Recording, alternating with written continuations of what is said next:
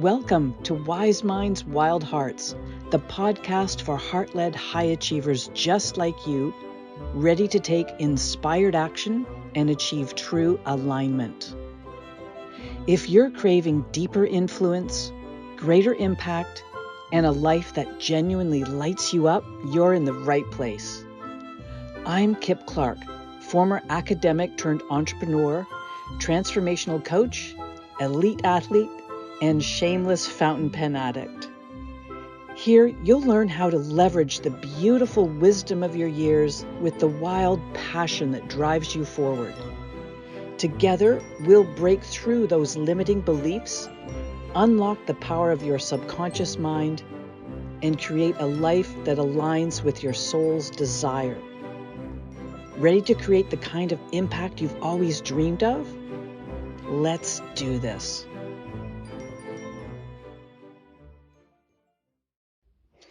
Well, hello there, my friend, and welcome back.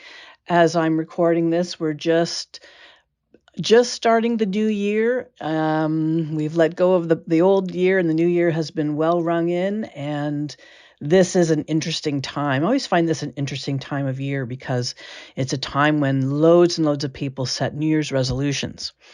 And in a way, I think New Year's resolutions have almost become kind of like a punchline, because it's as if lots of people know that they're going to set New Year's resolutions and they're not going to keep them. So they become, almost like a joke. And they shouldn't be like that. I mean, New Year's is a good time. It's the start of something new, so it's a good time to start new habits as well. But the problem is that oftentimes there's no solid foundation for actually achieving the resolutions that we set for ourselves. So what I wanted to do today with you is to just pose a series of questions for you to ponder. Some of them will take a bit of time to answer. Some of them you may be able to answer more immediately. But they're meant to make you really think deeply and reflect on what it is you really want, where you really want to go, and why. And when we spend the time to reflect on these questions, we're going to set ourselves up for success much more solidly than we would if we just create a resolution and then go to it. I don't know about you, but I always find at this time, my gym gets really, really busy. So there will be 3 times the number of people in the gym when I go. And that'll continue for the next few weeks. And then by the end of the month, and as we start getting into February, the numbers will be dropping off. And then usually by about mid-February, the numbers of people at the gym will be back to their pre-New Year's levels. And so what that means is all those well-intentioned people that had set a New Year's resolution to get fitter, they've already lost the drive, lost the interest, they've lost the impetus to make that goal happen. So I have these series of questions, and as I said, some of them are really meant for you to think about, to spend some time thinking about them. So the first one of these is this: what's the goal that's driving everything you're doing right now? What's the goal that's driving everything you're doing right now? Now, you may not have thought about this in this way, but there will be something that's dictating the actions you take, the thoughts you think, the way you are in the world. There will be a singular goal that's driving that. So identifying it is going to help you figure out, now, is this actually a goal that I want to drive all my actions, or is it something that needs to be changed here? So, for example, your goal, the goal that's driving everything, it might be a goal that's just to keep safe, to stay in your comfort zone, to stay where everything is familiar and known to you. And if that's really the goal, but on the surface you're saying things like, I want to get in better shape, or I want to take a course and learn something, or I want to get myself out into the world more, that's going to be in conflict with that deeper underlying goal of staying safe and keeping everything the same. So sometimes we can have an inner, deeper goal that we're not fully aware of, that will be a kind of counteraction to what we say we want as each new year rolls around. So this is definitely a question to spend some time thinking about. What's the goal that's driving everything you're doing right now? If you could distill everything, what's the singular goal there? The next question is, what in your life is noise or distraction? What creates complexity and confusion with what you're doing and where you're going? Now, for me, the immediate answer to this question, the first answer to it is social media. I find social media to be an incredibly noisy space. And even knowing that, if I go onto social media and I start scrolling, it's shocking to me how quickly I get into a kind of mindless mode of scrolling. And it's easy to understand why. There are colors and there's sounds and there's a lot of moving images. And so there are a lot of things on social media that are designed to keep us engaged with it. But it's not an engagement that's really, it's not productive. It's not high level, most of it. It truly just is noise. So I'm being really intentional about cutting out most of my social media time going forward. I'm going to experiment with this a little bit and just see. I know already over the last little while, I decided in December I was going to disengage from social media, and I felt so much calmer almost right away. Now, for some of us, I know social media is an important part of the business. You may use it to promote your products or services, and so you feel that you need to be there. And that's okay. It's just notice if there is other time you're spending on it that really isn't that productive, that, 15, 20 minutes can go by in a snap and you really haven't accomplished anything, or sometimes much more time than that goes by. We get into this kind of mindless mode, as I described in myself, where I'm just on a kind of autopilot, scrolling through post after post. So that's noise. Now, there may be other noise as well. There may be other things that are distracting you from what you really want. And you may be setting those things up yourself without actually realizing it. Those may be forms of subtle self-sabotage.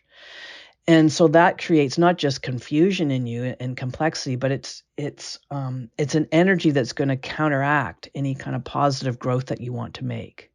So what's noise? What are the distractions? Are there people in your life who are keeping you from doing what you really want to do? Are there activities you're doing? Are there ways of thinking that really aren't productive for you? The next question, what in your life is signal or highly relevant and impactful? When I consider these two terms, noise and signal, and these are terms that Dr. Benjamin Hardy talks about a lot in his writings. But I think about when I was younger and we used to have television sets that had dials on them. So you didn't have a remote with them. You actually had to go and physically handle a dial of some kind on the television for the volume and another one for the channels. You'd spin the dial around to get a channel. And if you spun the dial to a spot that didn't have a signal, you saw all that snow on the screen. There was all the sort of black and white dots, and there was an awful noise that came with it as well. And that just meant that channel didn't have a signal. That was pure noise. There was nothing of value there. So then you spun the dial one more click, and you got onto a channel that did have a strong signal, and you get a clear picture, and you can hear the sound really clearly. So that's what we're talking about here, the difference between something that is just not valuable, not helpful, it's simply a distraction, it actually makes you feel uncomfortable, and what is pure and true. What's the signal here? You're going to know something is signal because it's going to feel right to you. It's going to feel good in your body. So what in your life is signal or highly relevant, highly impactful? Those are things to make note of because those are things you want more of. You want less of the noise, you want more of the signal.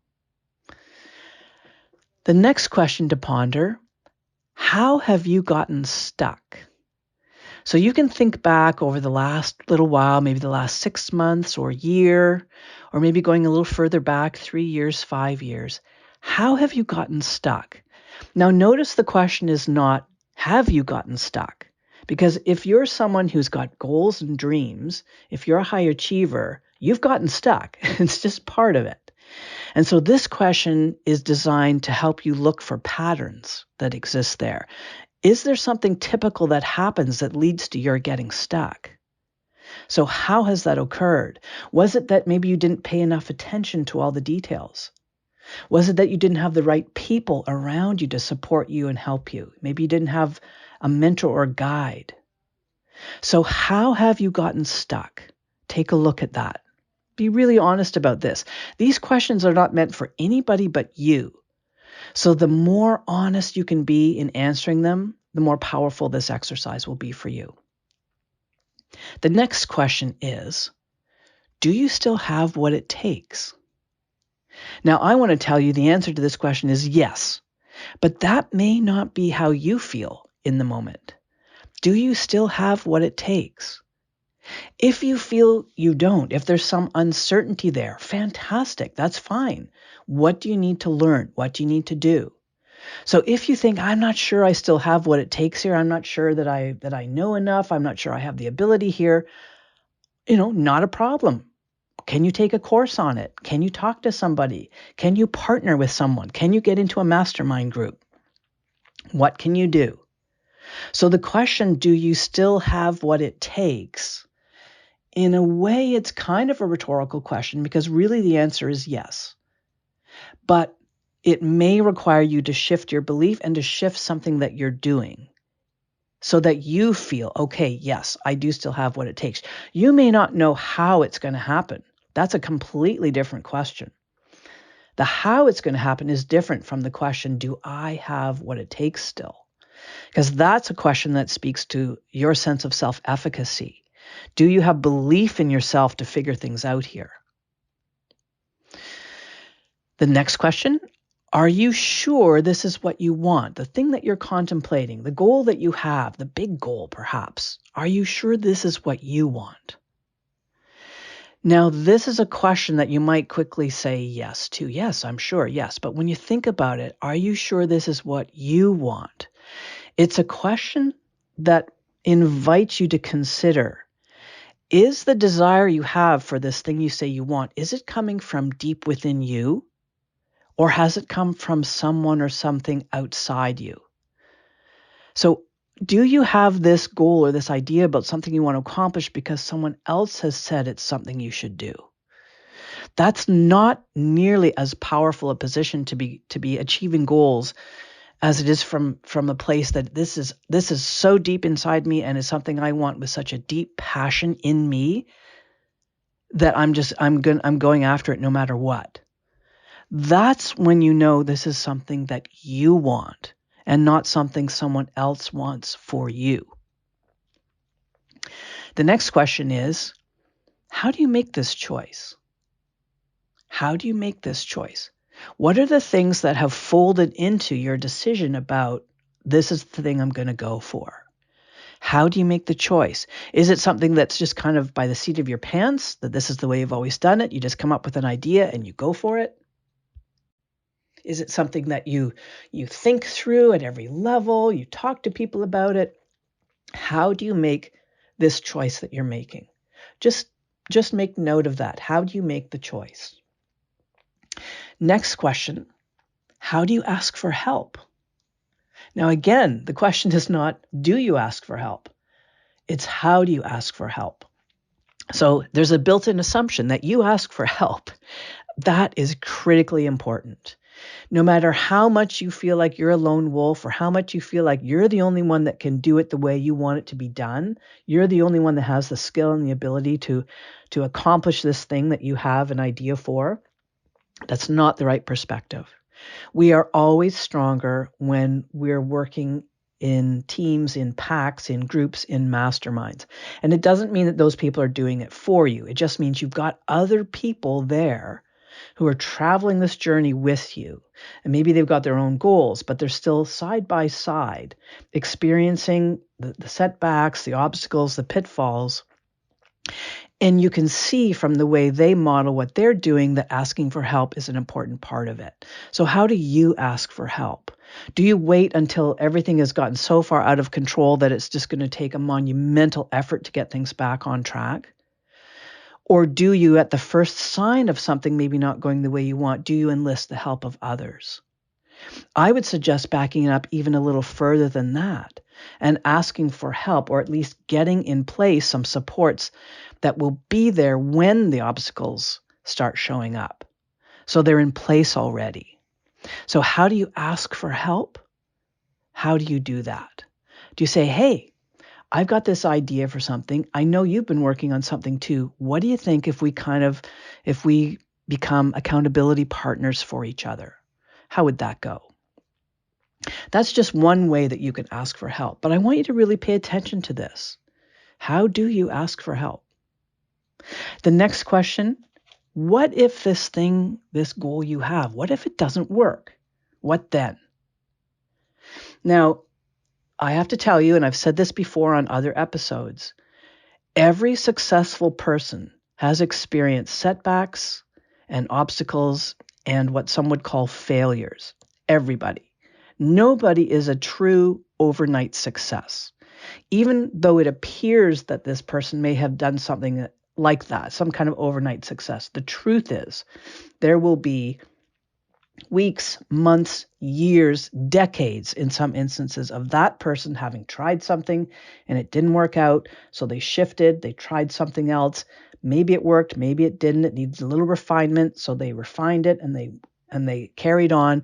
That is how genuine success is generated. So the question, what if it doesn't work? It's not designed to make you say, oh, what if it doesn't work? Well, then I'm just not going to go for it because it's possible that it isn't going to work.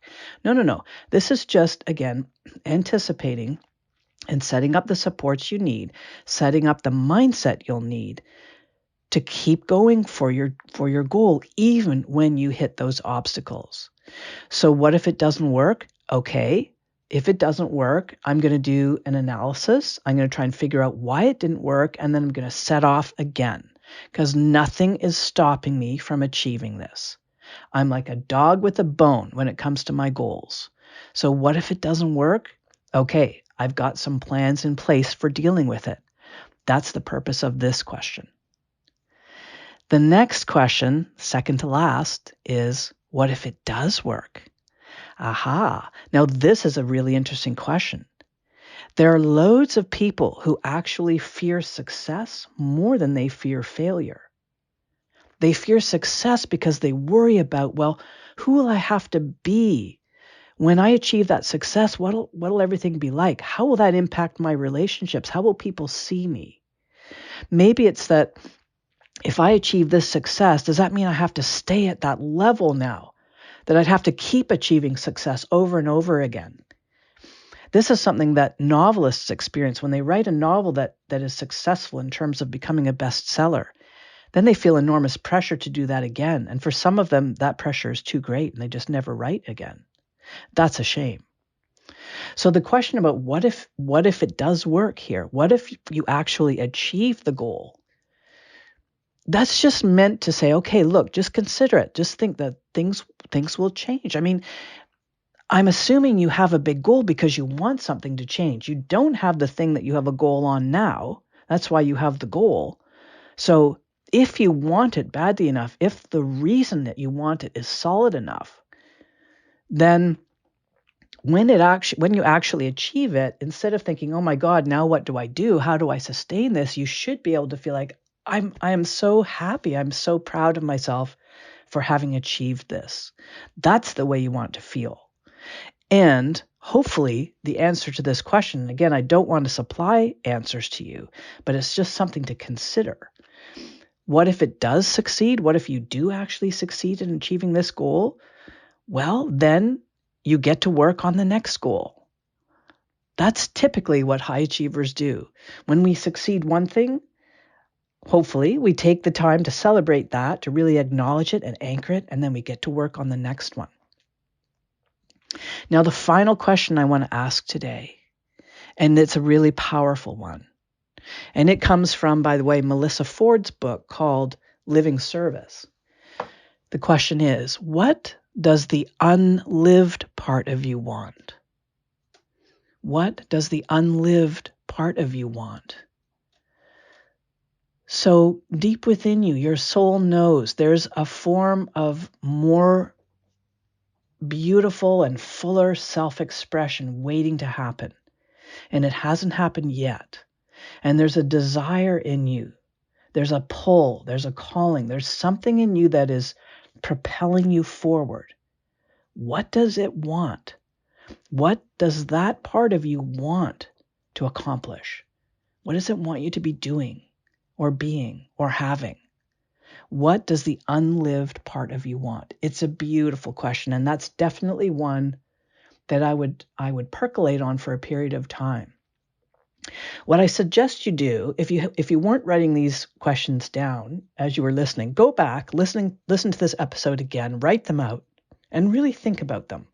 You could use them as journal prompts for the next week and a half, for example, or you could write them out.